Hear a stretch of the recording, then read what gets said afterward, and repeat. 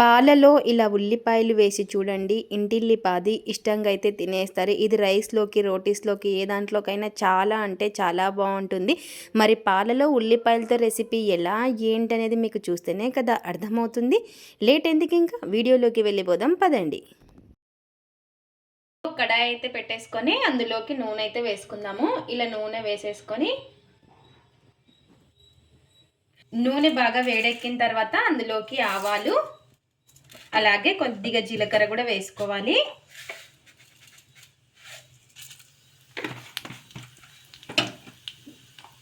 ఇందులోకి కొద్దిగా కరివేపాకు, ఇలా కరివేపాకు కూడా వేసుకున్న తర్వాత ఇందులోకి ఇలా పొడుగ్గా కట్ చేసి పెట్టేసుకున్న ఆనియన్స్ని అయితే వేసుకోవాలి.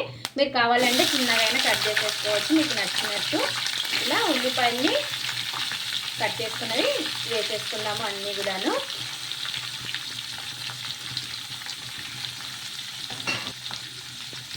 ఉల్లిపాయల్ని ఒకసారి బాగా కలిపేసుకున్నాము, ఇదంతా ఆయిల్లో కలిసేలాగా.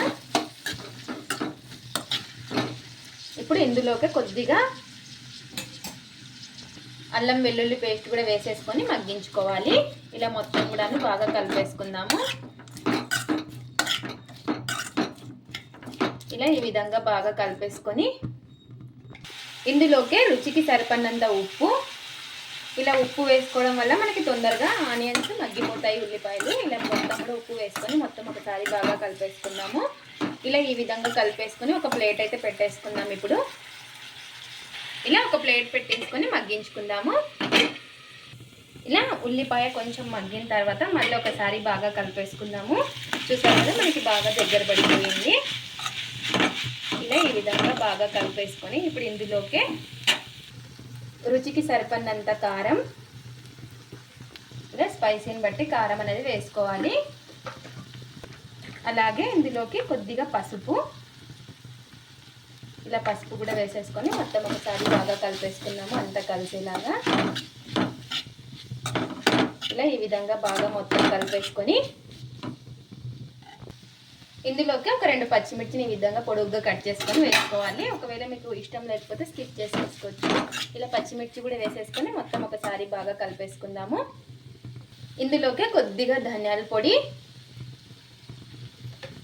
ఇలా ధనియాల పొడి కూడా వేసేసుకొని మొత్తం ఒకసారి కలిపేసుకొని మరి 1 నిమిషం పాటు ప్లేట్ అయితే పెట్టేసుకుందాము. కొంచెం కారం పచ్చివాసన పోయే వరకు.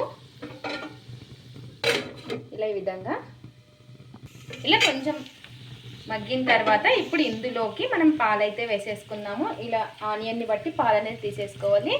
ఇలా పాలు 1 కప్ అయితే వేసుకుంటున్నాను. ఇప్పుడు హై ఫ్లేమ్లో పెట్టేసుకొని ఈ పాలు ఉడికే వరకు హై ఫ్లేమ్లో పెట్టేసుకొని ఉడికించుకోవాలి.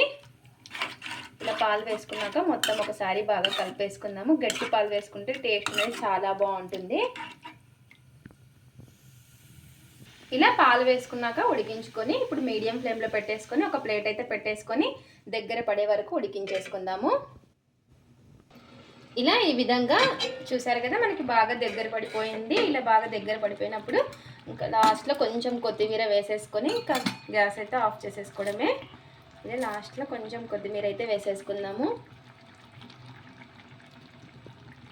ఇలా కొత్తిమీర కూడా వేసేసుకొని మొత్తం ఒకసారి బాగా కలిపేసుకుందాము. ఇప్పుడు మనకు ఆనియన్ కూడా బాగా ఉడికిపోయి ఉంటుంది మెత్తగా.